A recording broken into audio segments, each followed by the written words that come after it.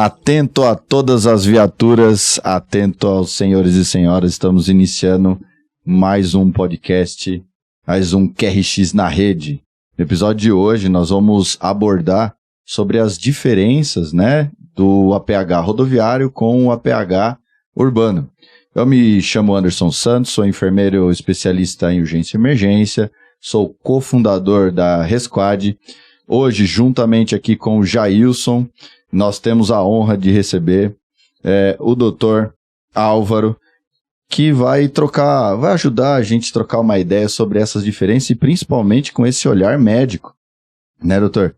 Sem dúvida, Anderson, primeiramente, muito obrigado pela oportunidade de poder estar compartilhando experiências e acrescentando não só para quem está ouvindo, para quem está assistindo a gente também, e tirando algumas dúvidas que geralmente sempre acaba ocorrendo quando a gente é abordado por ou profissionais ou por alguém que tem interesse em trabalhar nessa área. Bacana, bacana. E eu quero aproveitar até aqui a oportunidade, né, já que a missão desse podcast é a gente conseguir contribuir com a comunidade de APH, com a própria sociedade, né, e uma contribuição aqui com a sociedade é que há pouco tempo, 2020, 2021, a BNT, ela alterou o termo de acidente de trânsito para sinistro de trânsito. Então isso é importante a gente relatar aqui, porque é um termo que aos poucos a gente vai trazendo para vocês, então, e a população em geral também é importante até entender o porquê dessa alteração.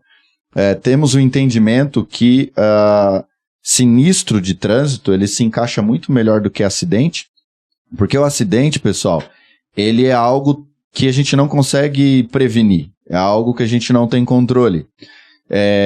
Colisões com veículos automotores, atropelamentos e tudo mais, isso é totalmente prevenível, é totalmente evitável. Essas mortes, essas perdas são evitáveis.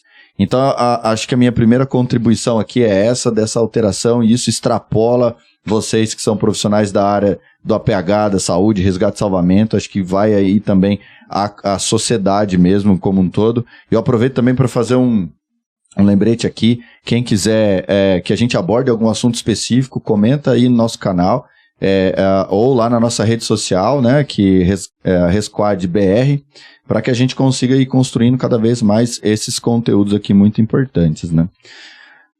Bom, eu vou iniciar aqui, doutor, por uma colocação que há pouco tempo, acho que 10 anos talvez, iniciou a residência em medicina para a área de urgência e emergência, né? Anteriormente não tinha, né? Era cirurgião do trauma, era intensivista, não tinha específico uma área que abrangesse tanto a emergência do APH fixo, quanto a emergência APH móvel, né? Sem dúvida, foi um grande passo. Eu acredito que para essa área via-se a necessidade, tomou início primeiramente em Porto Alegre, e aí abriu as portas para outros locais, e hoje a gente pode dizer que hoje a gente forma médicos emergencistas. E quem soma e quem ganha com tudo isso, sem dúvida, é a população, porque tem um cara especialista, tanto em trauma quanto na parte clínica, e um cara que sabe manejar, e sem dúvida o olhar clínico dele, o modo de pensar, é de um emergencista, né? Então, ele sempre vai estar um passo à frente, ele vai estar desenvolvendo métodos e até mesmo ações que vão estar prevendo algum tipo de agravo no caso médico, no caso da saúde. Legal, e ainda nessa linha de raciocínio, né, da residência, ela de fato, porque eu vou falar pela enfermagem. A enfermagem, quando eu fiz a minha pós-graduação, por exemplo, e até a própria graduação, a parte de APH, ela era muito pequena comparada à necessidade, tendo em vista a minha realidade, que quando eu me formava, inclusive quando eu me formei, eu já me formei trabalhando em 2 serviços de pré-hospitalar. É óbvio, eu já tinha experiência como socorrista, mas na enfermagem, ainda a gente tem esse gap muito grande dos profissionais nessa especialização ou até residência, ele ir lá e de fato atuar no pré-hospitalar, né?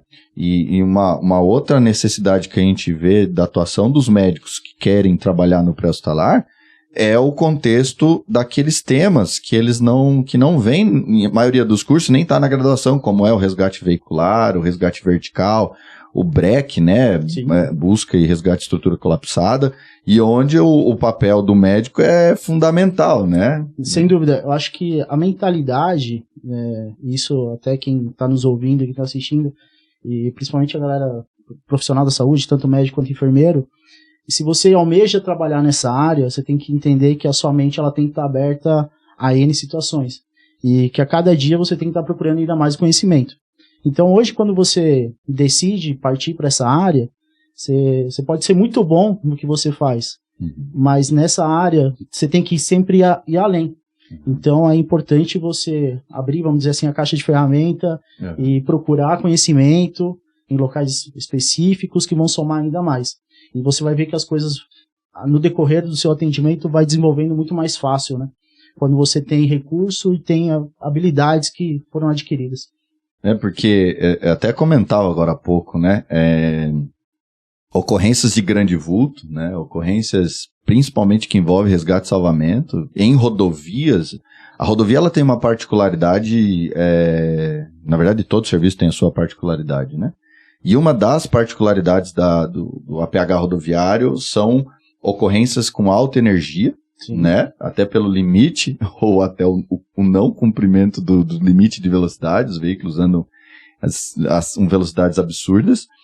A gente tem como característica o tipo de veículos que trafegam, né? Nós temos ali veículos de carga pesada, 40 mil quilos, nós temos bitrem, rodotrem. Velocidade muito alta. Nós temos produtos, né? Carga específica como produto perigoso. Nós temos alguns locais a questão da geografia, que tem ribanceiras e tem queda livre de 100 metros, enfim. Então, estas ocorrências, de maneira geral, elas são ocorrências que têm uma complexidade muito alta. E todo profissional ali, ele faz uma diferença absurda. Sem dúvida, sem dúvida. Então, tanto o enfermeiro quanto o médico, eles precisam, técnico de enfermagem, por mais que nós somos da saúde, precisamos ter o conhecimento também de salvamento. Claro, sem dúvida. Senão a gente não atende. Eu costumo falar assim, até mesmo quando eu tô em treinamento com minhas equipes que a gente acaba compartilhando, eu costumo falar que todos ali têm que entender o processo. Todos têm que saber o que está acontecendo. Independente se é resgate veicular, se é um resgate em ribanceira, se é na vertical, enfim. Você tem que entender em qual etapa do processo está. Geralmente, o Corpo de Bombeiros presta um excelente apoio nessas horas. Uhum. Só que, dependendo do local onde você está, na concessionária que você trabalha, nem sempre o recurso chega a tempo. E a gente não pode ficar de braços cruzados esperando. Então a gente tem que saber agir e tem que saber identificar os problemas, os perigos. E aí a gente já parte, eu acho que para a principal diferença aí entre o APH urbano para o rodoviário é justamente isso que você abordou. No APH urbano, a velocidade é muito diminuída, é bem menor. Uhum. Tanto é que a gente carrega aí nas viaturas aí 3 cones na viatura do SAMU. Enquanto na rodovia, se a gente puder andar com 20 cones, a gente vai poder andar. É isso aí. Porque qualquer tipo de trauma, qualquer tipo de sinistro que aconteça dentro da cidade, dentro do trecho urbano, já rapidamente cria-se um congestionamento, a velocidade é reduzida, o policiamento chega rápido, e isso aí já dá uma certa segurança na cena. Quando a gente está na rodovia, a gente sabe que isso é totalmente, pode ser, dependendo do horário ou não. Então, esse é um risco muito grande que oferece a todos os profissionais quando chegam ali para a gente poder estar atendendo, né? Em rodovia a gente costuma dizer, né, Anderson, que assim, o risco ele vai sempre existir. O que a gente faz e deve fazer é minimizar os riscos. Exatamente. Então quando você sinaliza, cria-se a falsa sensação de que ficou seguro e não ficou. Sim, sim. O cone ele não para um caminhão, ele simplesmente sinaliza. É uma sinalização que vai ajudar a direcionar o fluxo para aquele sentido, evitando que tenha outros acidentes, mas ele não vai segurar o caminhão. Então ele minimiza os riscos apenas. E acaba sendo um aviso sonoro pra gente mesmo, porque a gente escuta quando um veículo invade a conificação, o barulho que o cone faz, e acaba sendo um alerta pra gente. Perfeito. Então, 2 pontos aí que vocês falaram já me deu lembranças aqui, né? Eu lembro uma época que eu trabalhava numa empresa que presta serviço de APH para concessionárias e, né, a gente sempre estava ali na luta com alguns profissionais da segurança de trabalho que eles queriam obviamente, por pensar na nossa saúde, incluir o abafador auricular por causa do som, seja do desencarcerador e tudo mais, pensando na saúde ocupacional. Claro. Só que para nós, ouvir, não ter nada é impossível. Cara, é um dos poucos recursos que vai sobrar na hora que escutar a frenagem ou o barulho do veículo se chocando ali com o cone, e você bem disse, né? É cone de sinalização, não é um cone de proteção, não é um absorvedor de energia. Ou seja, se um veículo vier, se eu ir lá e dar um chute, eu mando aquele cone 10 metros de distância, né? Então... E uma coisa assim que a gente precisa abordar é que a maioria das pessoas acham que o cone, que a conificação lá, as pessoas não invadem. Que, não, tá lá, tá seguro. E a gente sabe, pra gente que tá do lado de cá do cone, que não é bem assim. Então sempre tem aquele que não consegue visualizar o cone, sempre tem aquele com mais pressa, que invade a codificação, o cara que tá no celular, que infelizmente cada vez mais rotineiro, o cara que tá filmando a ocorrência pra saber o que tá acontecendo, pra mandar no grupo da família, ou já aconteceu comigo, o cara... Eu perguntar por que o cara tava filmando, ele falou que era pra mandar pro patrão, que tava atrasado, pra justificar. Então, a gente sabe que codificação é realmente só pra sinalizar. E uma coisa interessante que eu acho que é importante abordar, quando a gente parte para o pensamento de resgate veicular, que a figura do médico cada vez fica mais presente na área quente, né? Então é importante a gente entender quais etapas do resgate está acontecendo, porque geralmente quando chega o corpo de bombeiros, ou até mesmo a nossa equipe que está iniciando o atendimento, quem que está cuidando da vítima? Quantas vezes vocês chegaram no local, viram o corpo de bombeiros ou viram outras equipes, porque o nosso número é reduzido e às vezes, infelizmente, não tem como prestar aquele atendimento. Então a figura do médico é importante justamente nisso. Quando eu procurei o curso de resgate veicular, foi basicamente para entender o processo, entender as etapas, um plano emergencial, um plano de retirada, qual que eu vou fazer, os ângulos de extração, por que eu tenho que ser assim, justamente visualizar os riscos que aquela cena acaba tendo. E uma coisa que eu sempre instigo sempre as minhas equipes é justamente isso. A ocorrência ela começa a partir do momento que você recebe chamado. E só termina quando você retorna para a base de novo. E então, quando você sai ali da base, vai atender um chamado, naquele 1 quilômetro antecessor ali, que já está chegando próximo ao QRU, próximo a... Tenta ver o que está acontecendo na cena. Porque às vezes o acidente ele vem se arrastando por 2 quilômetros. Às vezes o cara bateu num poste de energia, então ali já tem um risco e ninguém percebeu. Quantas vezes eu já cheguei no local, a gente vê equipes, até mesmo da própria concessionária, estão ali na cena tentando ver, e a gente vê o veículo por cima de cabos de energia. Então é uma cena totalmente insegura, e cabe o papel do médico, como agente sanitário, vamos dizer, daquele local, prezar pela segurança de todos. Sim. Então, a minha segurança, a segurança da minha equipe, a segurança dos outros usuários que estão sofrendo da rodovia, e até mesmo da própria vítima. Então a gente tem que ter esse olhar, e os cursos eles servem para atiçar esse tipo de olhar, justamente. Então, quando eu procurei esse curso, foi justamente para entender todo esse processo. Doutor, dentro desse contexto ainda que o senhor acabou de explicar, uma diferença básica para o senhor explicar para o telespectador. O resgate urbano e o rodoviário. A atuação do SAMU, quando envolve salvamento. Sim. Né, porque o SAMU, basicamente, ele não tem treinamento para esse tipo de salvamento e também não tem o material adequado. Material de altura, material de estricação.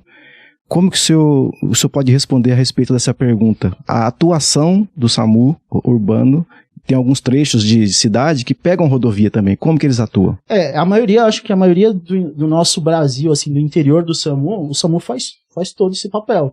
Nem todo local, por exemplo, São Paulo é um estado que tem várias concessões, então é um pouco diferente. Mas na maioria do Brasil não tem, é o SAMU que vai fazer aquele resgate na rodovia. E eu acho que cabe aos gestores e a todas aquelas pessoas que gerenciam esses serviços entender o processo. Uma coisa muito bacana que aconteceu no Paraná é essa integração com o SAMU. E hoje o SAMU do Paraná, ele tem os seus próprios EPIs, eles treinam a parte de resgate veicular. Então, quando você vê ocorrências abordando, por exemplo, o SAMU do Paraná, você vai ver o médico, o enfermeiro ali da da avançada, capa de aproximação, capacete, luva, óculos, porque eles estão treinando e estão adquirindo esse conhecimento. E eu acho que cabe a gente, até mesmo como pessoas da área, levar isso aos gestores, mostrar a necessidade e treinar todos que fazem parte do serviço. Porque e eu acho que o importante é uma integração entre o Corpo de Bombeiros e o SAMU.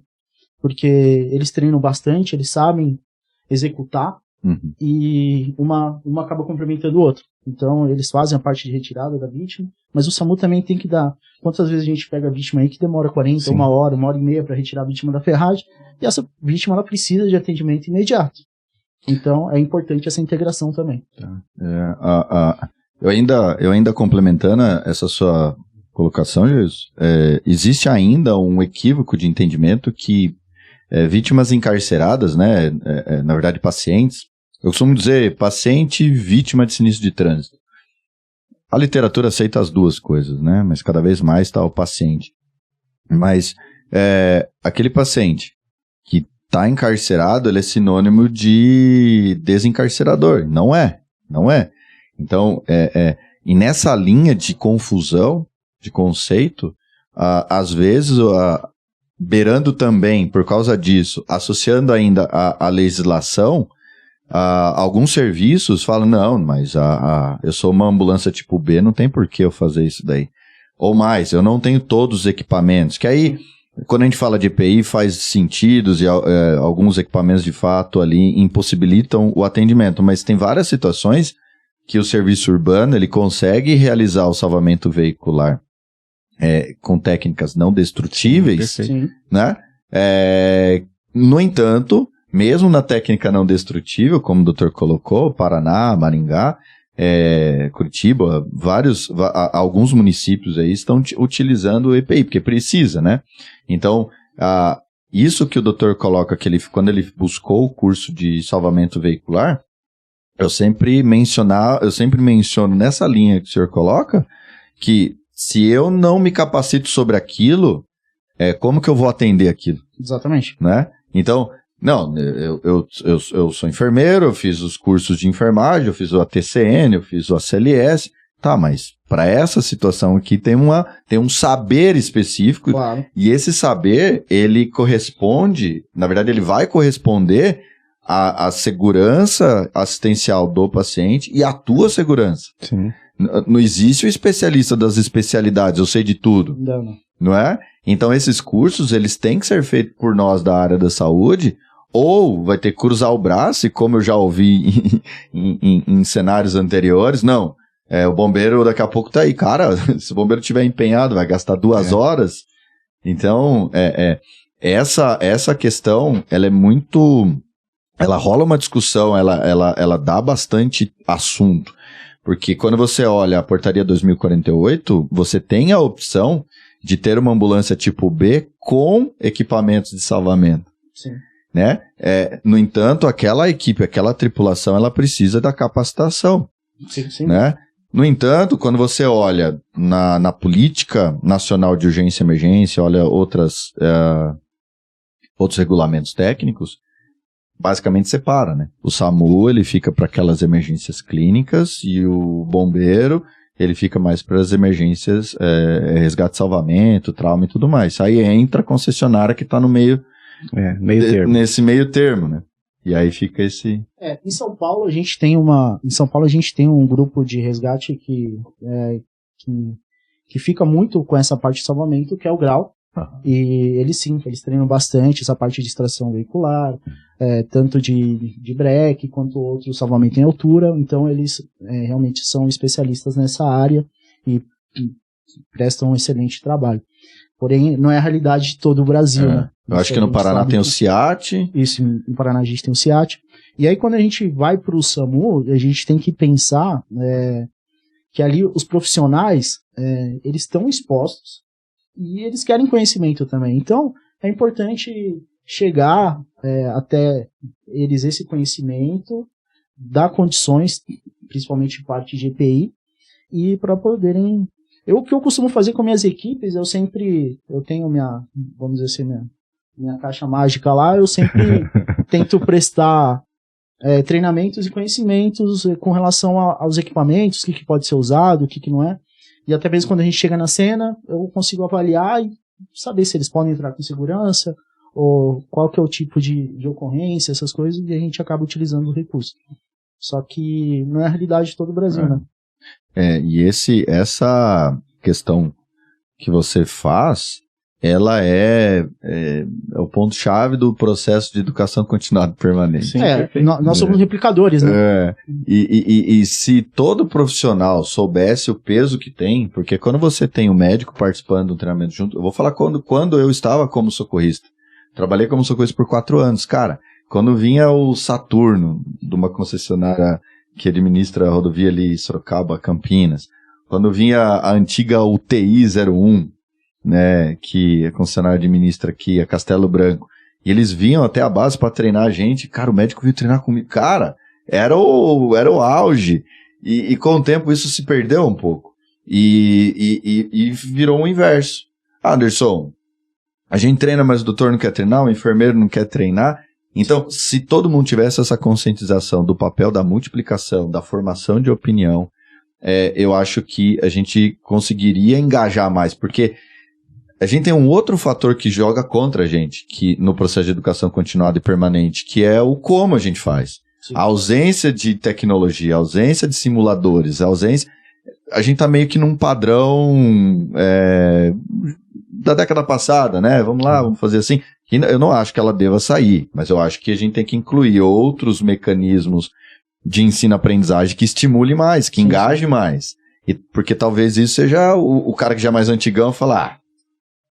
Olha, e eu ainda acrescento um pouco e já aproveito para parabenizar, porque diria que são poucos que são assim. Você, conheço também o Dr. Ademir, que tem essa mesma pegada, o cara vibra, ele tem a maleta dele, parece que chegou o MacGyver, sabe? Ele chega para resolver. Tem o Dr. William, amigo nosso lá de um outro serviço. Cara, e a galera vibra, o socorrista vibra.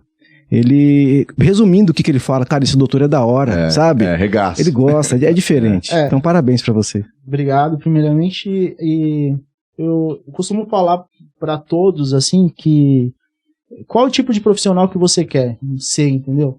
Então, você quer você quer ser mais um ou você quer ser referência? Sim. E é lógico que referência é uma soma de vários fatores, né? Então, experiência, conhecimento... e, acima de tudo, horas de voo, né?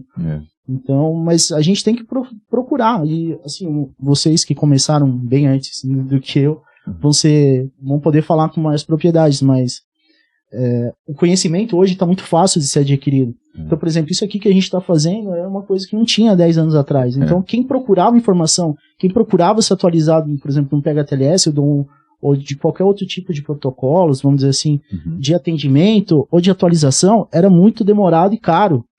Hoje, você vamos supor, você está de plantão e não está fazendo nada, se você pegar o celular, abrir o seu navegador, você vai ter N informações, troca de experiência com um bombeiro do Porto. Eu tive agora recentemente na Europa, em janeiro, eu consegui visitar o Corpo de Bombeiros de Londres, Paris, que legal, de Madrid.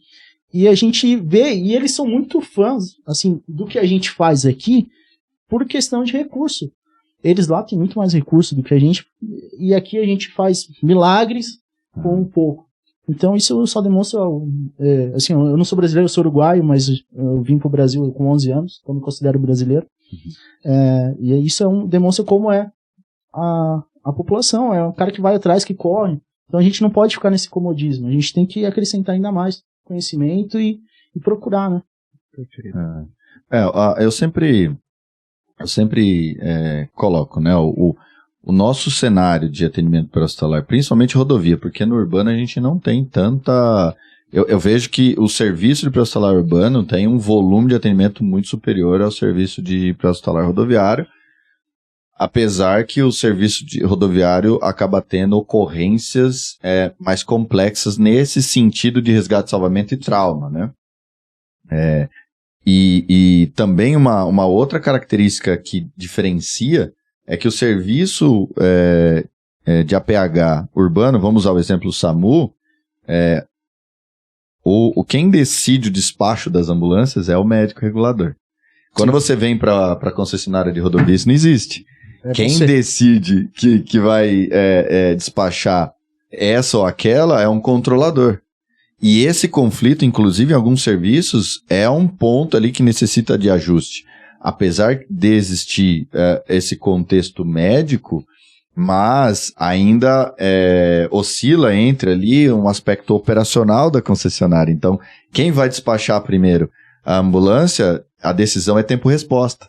E não necessariamente todo aquele contexto do SAMU. Então, ele vai olhar a ambulância que está mais próxima e ele vai acionar, e na sequência ele já aciona o suporte avançado. E uma outra característica também do serviço urbano, por ter presente o corpo de bombeiro, é o acionamento em trem de socorro. Que o corpo de bombeiro ele consegue ir em trem de socorro, né? Que são várias viaturas conjuntas.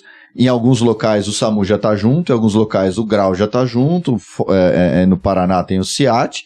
Coisa que na concessionária, esse trem de socorro, ele tá espalhado, né? Sim. Então, quando aciona... Vai chegando aos poucos, né? Aos poucos. Sai o guincho daqui, a inspeção tá lá do outro lado, a PH tava na base, eu tava voltando. Tem risco de incêndio, o caminhão-pipa tá a 20 km. Então, esse essa é também um dos pontos, assim, que entra em conflito por vezes, né? Às vezes o médico, que ele tá mais acostumado a trabalhar no serviço urbano, quando ele vai para a concessionária e fala, como assim? O que tá acontecendo? Como assim? Deslocar a ambulância para dar carona para um andarilho, né? Então, e eu não tô sabendo. Então, isso é um ponto. Anderson, interessante isso aí, eu acho que é bom explicar para o pessoal de casa como funciona mais ou menos o fluxograma da maioria das concessionárias. Então, quando você está num trecho de concessão, quando você aciona o 0800, ou via WhatsApp, ou canal de comunicação, o cara que recebe, por exemplo, uma pane elétrica é o mesmo que recebe informação de um acidente. E necessariamente não tem o feeling para saber se uma colisão entre moto e caminhão não é a mesma coisa que uma colisão entre moto e carro.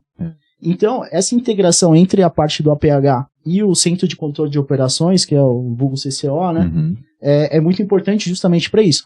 Então, a maioria das concessionárias hoje tem um protocolo com relação a esse tipo de colisão, aciona o básico e avançado. Esse tipo de sinistro, aciona só suporte básico. E a gente entra também na questão do tempo-resposta, que hoje a maioria das concessões são reguladas pela NTT ou Artesp, dependendo do tipo de rodovia. E eles têm um prazo ali, geralmente é 15 minutos do tempo de acionamento até a chegada da viatura no local. E isso leva demanda uma grande logística para saber qual viatura acionar primeiro. Nem sempre é o recurso adequado, mas geralmente aciona-se uma primeira viatura e o recurso adequado chega logo em seguinte. Já no SAMU, não. No SAMU você tem um acionamento via telefone, né, via 192. Essa ligação é recebida, passa por uma coleta de dados e aí passa para o médico regulador. O médico regulador já vai poder fazer, tem o feeling, tem o próprio entrevista que vai saber qual recurso adequado encaminhar, e até mesmo quando chega um tipo de ocorrência para um suporte avançado, na maioria das vezes, realmente a gente sabe que é um QRU, vamos dizer assim, grave, que necessita de recurso avançado, porque já foi um médico, já avaliou. No rodoviário não, nem sempre, porque... E também tem um detalhezinho só para complementar, que é também a questão da decisão de qual local a gente vai levar essa vítima. Que o médico da rodovia, geralmente ele faz tudo. Ele vai fazer o primeiro atendimento e vai tomar a decisão de saber qual tipo de recurso que essa vítima vai merecer. Eu preciso de um hospital terciário, enfim. Qual o tempo? 40 minutos. Dependendo do local da rodovia, é o tempo que demora para chegar. Eu tenho suporte aéreo? Eu tenho teto? Eu posso acionar o águia? Eu posso acionar outro tipo de recurso para remoção dessa vítima? Porque tudo é tempo. No SAMU é diferente, porque tem um médico regulador, ele sabe onde está, qual o tempo que eu vou demorar para chegar. Eu preciso de um neuro? Eu tenho um hospital a 10, 15 minutos. Então, tudo isso soma na tomada de decisão. Por isso que eu falo, o médico da rodovia, ele tem que fazer tudo pela vítima, porque o tempo de espera, de demora para chegar no recurso adequado é muito maior do que no SAMU. Então, às vezes, por exemplo, no SAMU, vou dar um exemplo. Faço uma função de alívio apenas no tórax. Dependendo de onde eu estou na rodovia e aonde eu for, tem que passar um dreno de tórax. Então, tudo isso tem que ser avaliado. Tempo a resposta, tempo até chegada do hospital de destino, tudo isso tem que ser avaliado.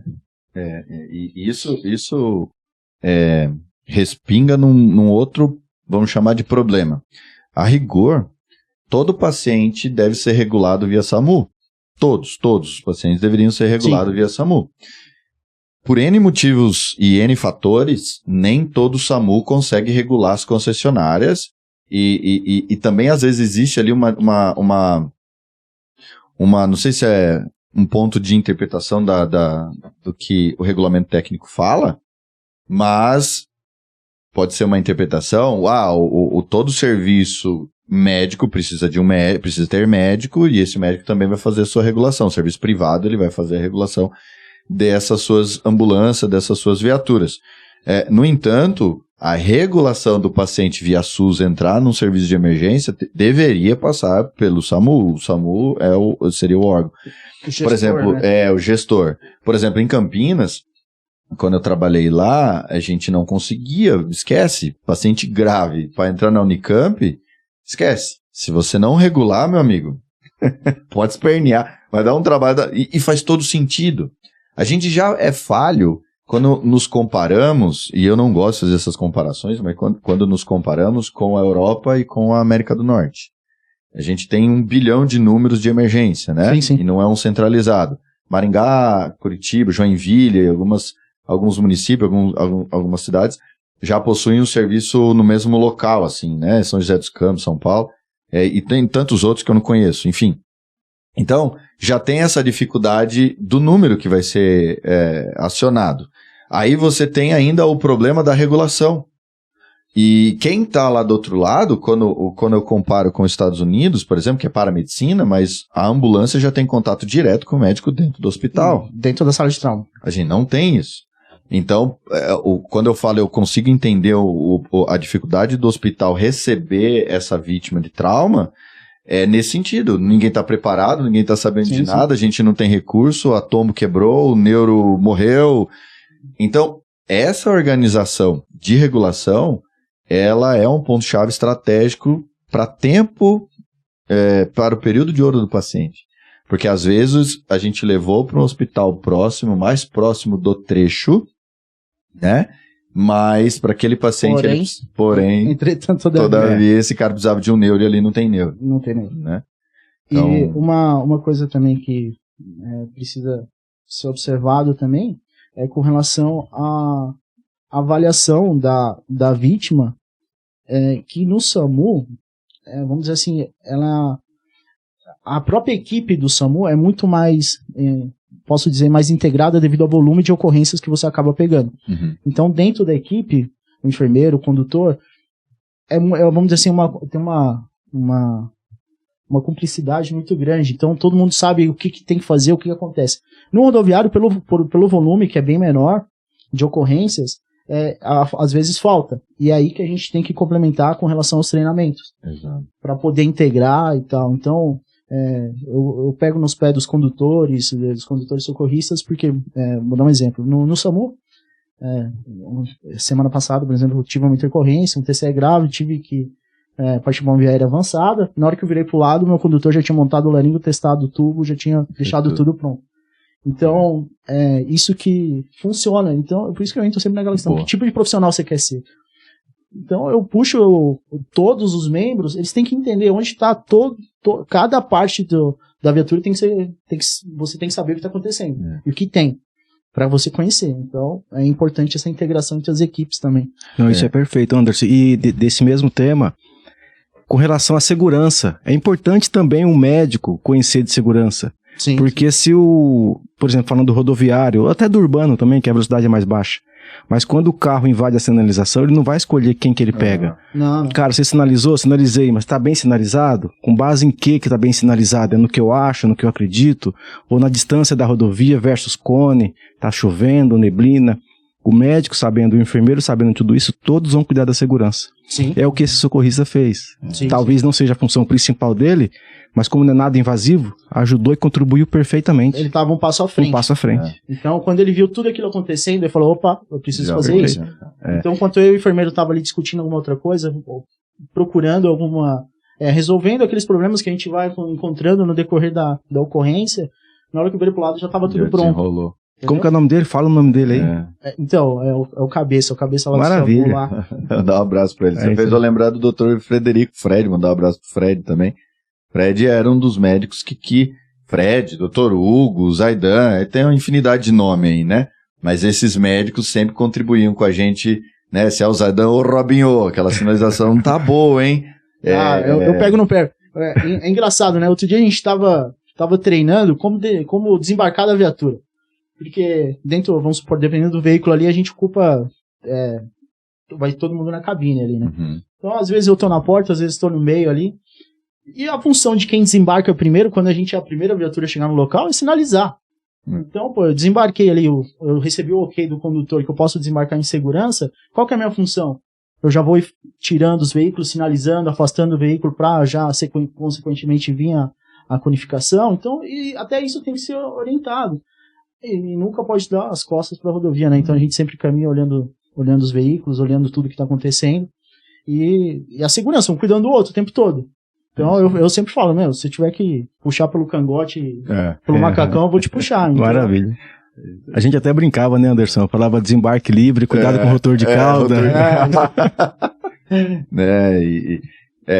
Essa integração, ela é necessária. Quando a gente não tem uma boa integração na equipe, e ela deve começar, obviamente, ainda ali na base, no SAL, enfim, como é chamado, na ocorrência, não adianta vir com aquele papinho, não, mas só de olhar para ele, isso se você treina antes, né? Se você nunca treina, que diacho, né? E nessa linha que você colocou, do socorrista estar um passo à frente, ainda também às vezes existe um equívoco, não sei se eu posso chamar de equívoco, mas existe uma discussão legal da coisa.